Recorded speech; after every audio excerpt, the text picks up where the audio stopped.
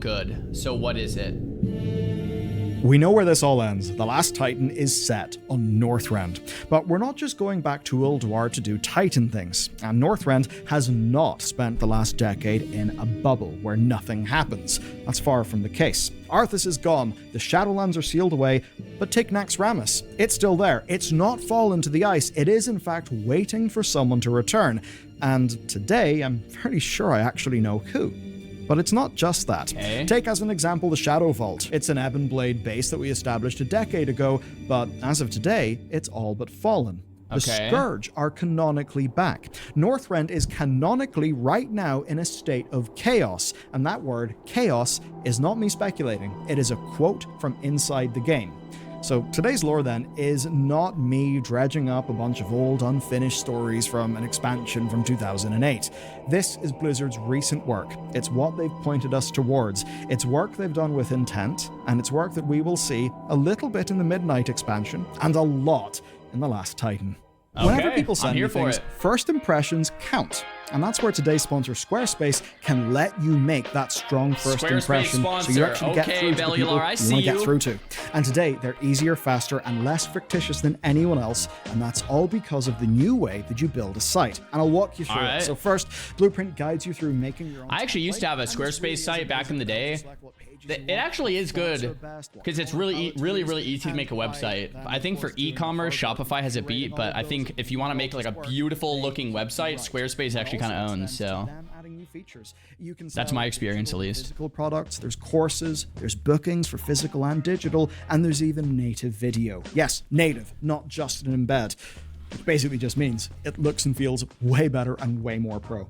Now, it's all designed to work together, and rather than be a bunch of cobbled together features with inconsistent design, it's actually seamless and professional so that your customers actually have a great first impression, which is what you want. And whenever they convert, well, you have seamless buying with Squarespace payments. They really are the complete package, everything that you need, and by following my link, squarespace.com/BallylerGaming, you get to build your site for free. And then when you're ready to send it live, my code, BallylerGaming, gets you 10% off your first. I thought I had an ad. What up, Tilly? How's it going? Guys, when I react to YouTubers' videos, I don't like skipping through their ad because I feel like that's weird. Like I'm basically taking their content and skipping the ad. I don't know. Something about it feels really wrong, right? So I'd rather respect the YouTuber. They're getting paid for this. It's supporting their channel. We watch their ad and then we keep, it's fine. It's like 2 minutes, whatever, or 1 minute, whatever, First purchase of a site or domain.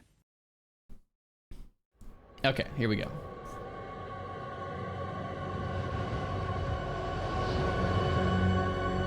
Scourge Unleashed.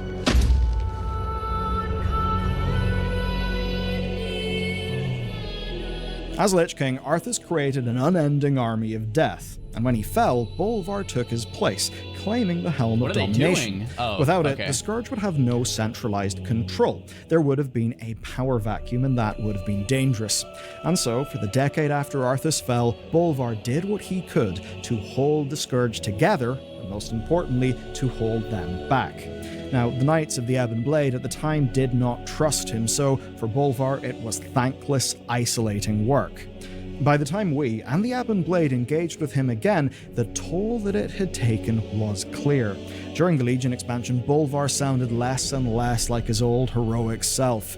In time, he may even have turned against us, but in breaking the Helm of Domination, Sylvanas both put an end to that and set the board for today's situation.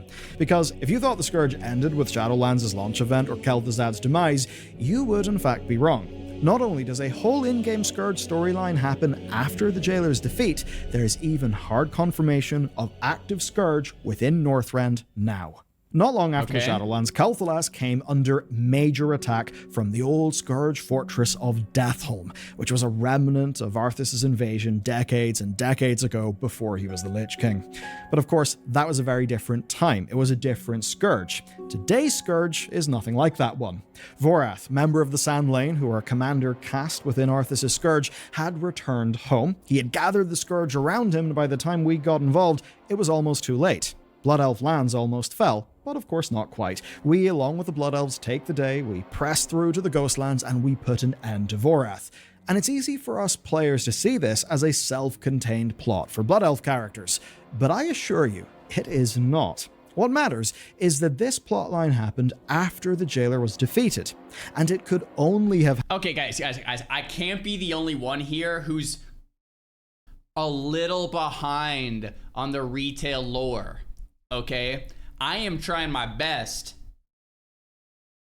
to lock in here on what Bellular is saying, but I've got to just say this. I can't be the only one who's feeling a little behind here on the lore on retail, okay? Come on, let's just, all right, here we go. Let's hear him out, though. WoW's final expansion has a huge secret. What is it? We're trying to figure this out, okay? Happened then. And the reason why is control over the Scourge should have been the jailers after Arthas' downfall, but thanks to Bolvar taking up the helm, it wasn't. That's because the strength of Bolvar's soul was able to keep the jailer at bay as well. But of course, with the helm destroyed and the jailer defeated, the lower Scourge are now feral. Back in the day, those of us with an interest in the lore essentially thought that was a bit silly, the idea that they would be feral and somehow that would be dangerous. But Vorath shows us that actually it's an opportunity, that those lower Scourge can be dominated, and this can lead to opportunistic warlords. And here's the thing, Lorthamar, leader of the Blood Elves, knows that Vorath was just a symptom. I will inform the Ebon Blade of what transpired. If the Scourge caused such problems here, I suspect matters in Northrend may be even worse. Those lines from Lorthamar are our first Northrend clue. We get more clues then from exploring Azeroth Northrend. This is a book that details the Bronzebeard brothers' travels through Northrend after Shadowlands, haven't right? read that one. After Definitely the haven't. jailer.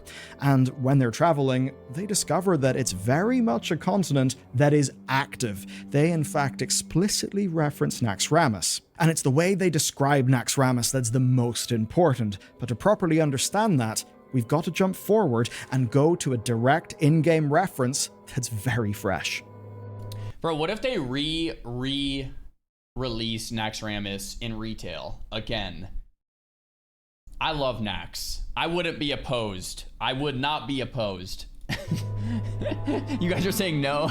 Another warning came to us from the final Tearsguard quest in Dragonflight, and being honest with you, it completely passed me by. So, Talithus, a paladin obsessed with order, worships Tyr as a paragon. Everyone in the chat's like, please no, Zar, please don't give him ideas. No. Guys, Nax is great, but maybe you guys are right. On of all the virtues. Gosh. And of course, knowing Tyr's history in the continent of Northrend, he says this. I asked Tyr what wrongs he planned on righting first in this world. The chaos in Northrend, or the Broken Isles, or Quel'Thalas. That's what our character says. And he literally says chaos in Northrend. That is our third reference, and it's an explicit one. It's one that Blizzard made just before the War Within shipped, and it's one that mentions the setting of Legion Remix, the setting of Midnight, and the setting of The Last Titan. And while chaos can take many forms, I'm fairly sure this is a Scourge one. That's because our most complete account on modern Northrend comes from Muradin Bronzebeard and his brothers. They put everything together. We, of course, ended up getting the Exploring Azeroth book, and chaos is no surprise. As an example, take this passage.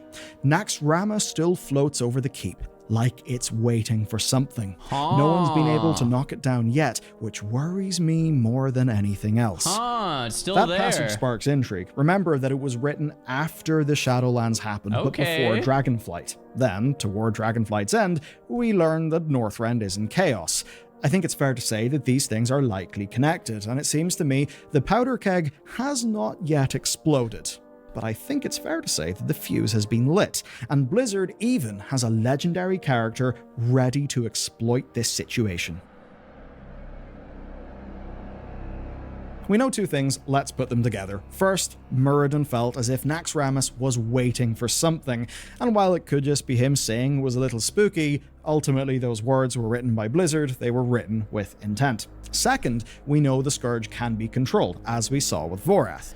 Is he suggesting that we're gonna see some type of like corrupted Naxxramas tier? Like, what's going on here?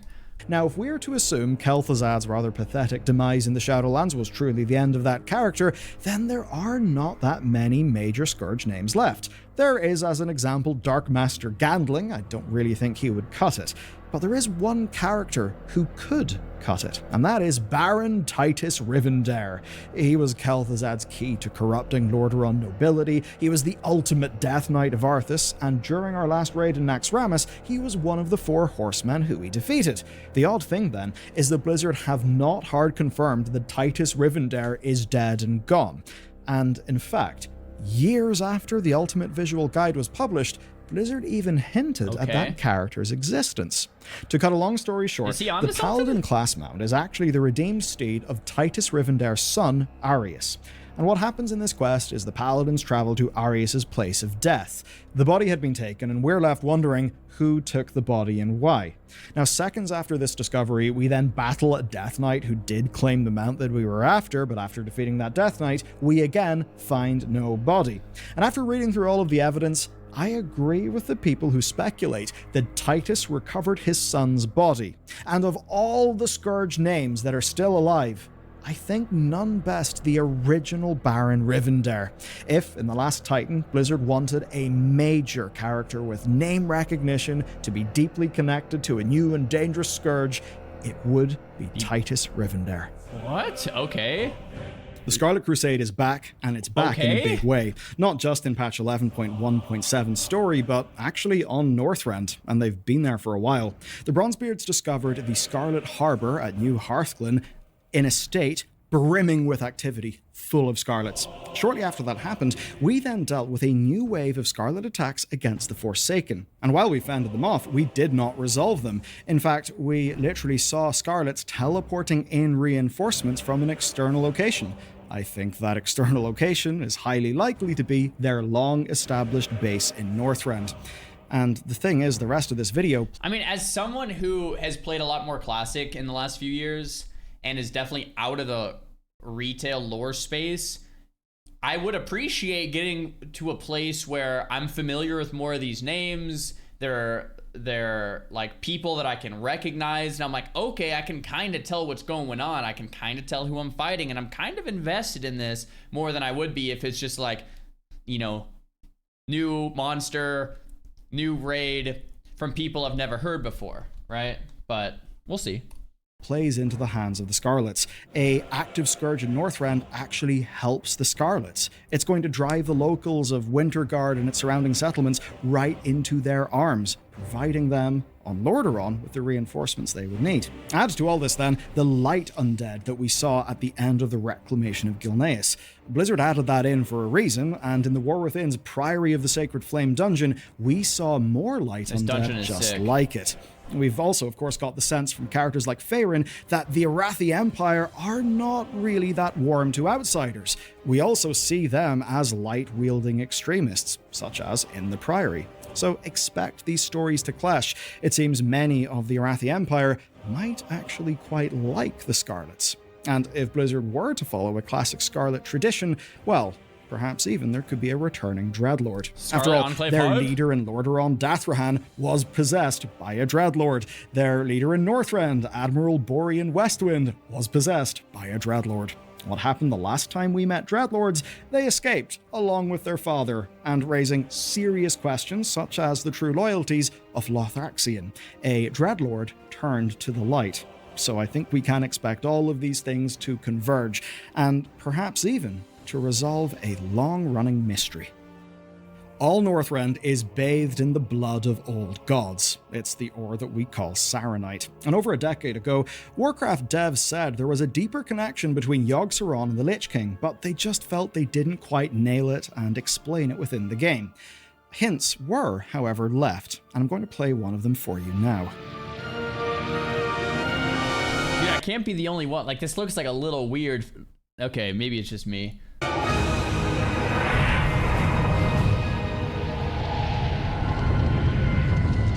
Yes, that's the Lich King, but the music that's playing is actually Yogg-Saron's theme. Blizzard did tease back then.